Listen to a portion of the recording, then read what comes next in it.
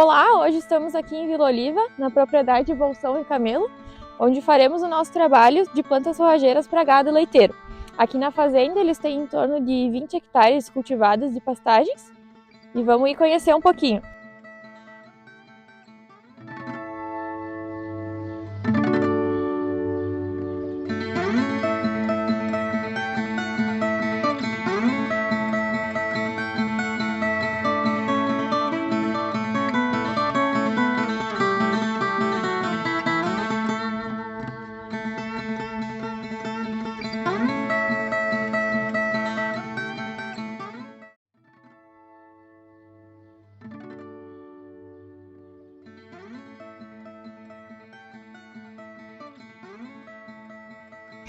Hoje aqui na fazenda a gente vai falar sobre correção e adubação, data de plantio, quais as espécies utilizadas, se é para feno, pasto, silagem e um pouco do manejo dos animais. Estamos aqui na propriedade do Bolsão e do Camelo com o Pedro, que é um dos proprietários, e ele vai explicar para nós um pouco como foi feito o preparo do solo para as plantas forrageiras.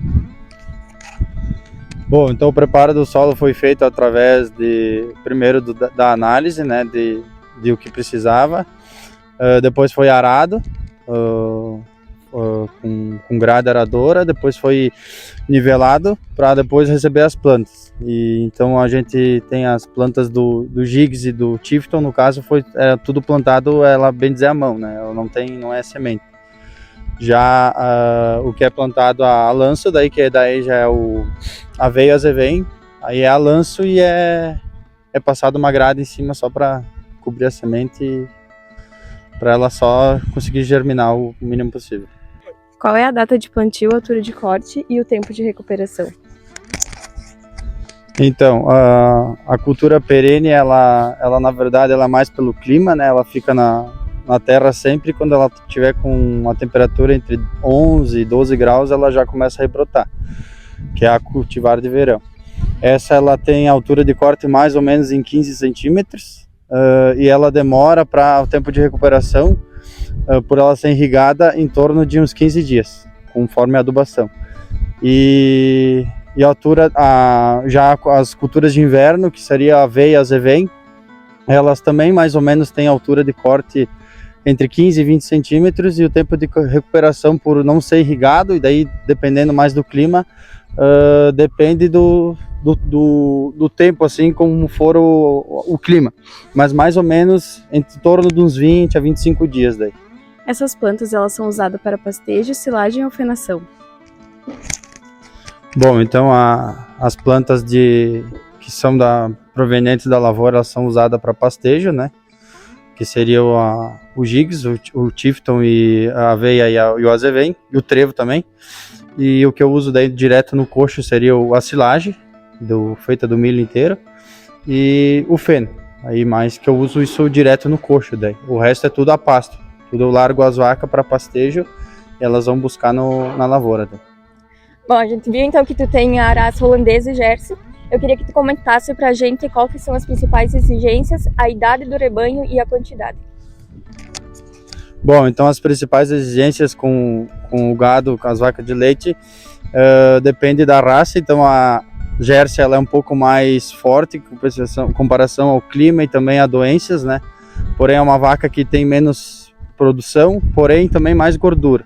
Ela produz um leite com gordura maior, porque para nosso caso, para o queijo é melhor. E a holandesa, então, ela é uma vaca mais sensível, ela requer mais cuidados, ela tem um pouquinho mais de índice de mamite do que a Jersey, né? Porém, ela tem uma produção mais elevada. Então, a gente tem vacas que a gente mestiça também a raça. A idade do rebanho varia entre as vacas de leite e lactação, entre novilhas, mas a gente pode-se dizer que tem uma média de 5 anos, a idade delas todas. E quantidade, hoje a gente está com 38 vacas em lactação, e tem mais aí entre novilhas, vaca seca, pré-parto, a mesma quantidade, que é a quantidade necessária de animais para tu dar o giro dessas vacas, porque elas ficam só 7 meses em lactação e 2 meses elas têm que ficar descansando. Fora o descarte de vacas, né, que é vacas que apresentam algum problema de mastite, que tem que ser trocadas. Daí então tem as novilhas que servem para isso. Qual o tempo da pastagem, da formação dela e o tempo entre o primeiro pastejo a ser feito pelos animais?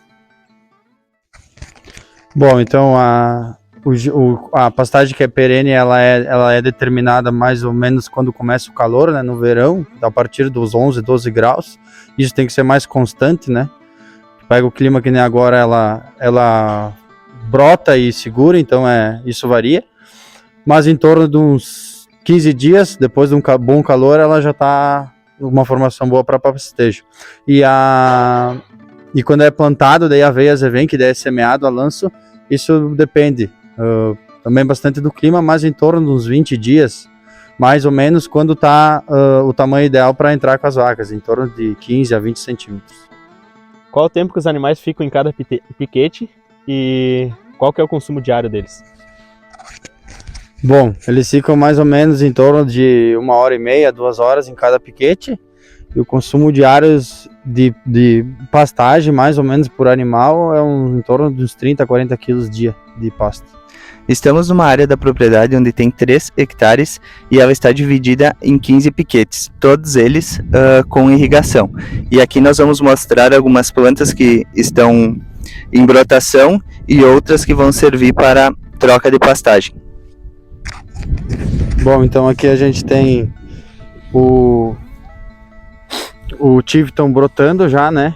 Então, como eu tinha dito antes, ele começa a brotar em torno de 11 a 12 graus, ele já está brotando.